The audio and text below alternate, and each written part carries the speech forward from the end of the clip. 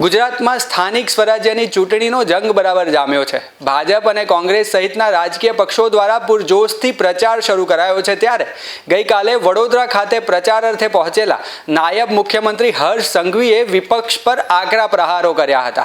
તેમણે લોકસભામાં પસાર થયેલા નારી શક્તિ વંદન અધિનિયમને ઐતિહાસિક પગલું ગણાવ્યું હતું। સુરતના કતારગામ વોર્ડ નંબર 7માં ભાજપ દ્વારા આયોજિત ભવ્ય જનસભામાં નાયબ મુખ્યમંત્રી હર્ષભાઈ સંઘવીએ હાજરી આપી હતી।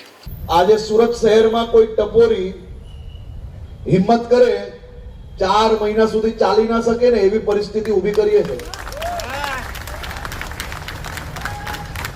अने एना दृश्य तमे सौए जोयेला ज के नथी जोया? जोया छे के नथी जोया? तो एने मजबूताईथी एक कामने आगळ वधारवा माटे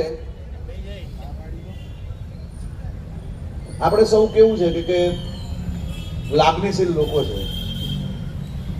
जरा कोई कई भी समझाई ले, जरा कोई नानी मोटी बातों समझाई लीए એટલે આપણે ભોલમાનશાહીની અંદર ક્યાંક ને ક્યાંક વાતોમાં આવી જઈએ। આ 5 વર્ષ સુધી આ જ વોર્ડની અંદર નાની ભૂલના કારણે 2 લોકોને સહન કરવા પડેલા। કરવા પડ્યા જ કે નથી કરવા પડ્યા? પણ આ વખતે તો ગુજરાતમાં બધાએ ભેગા થઈને એવો હિસાબ કર્યો છે। फॉर्म भरवानी छेल्ली तारीख सुधी समय पूर्ण थतानी साथे तमारा सौ लोकोनी 200 सीटों पर जीत थई गई। अने जेने जेने भर्या प्रचार में निकल्या लोकोनो आवकार ना मळ्यो। अनेक गामडाओनी अंदर नो एंट्री थई तो बीजा 520 खर्या।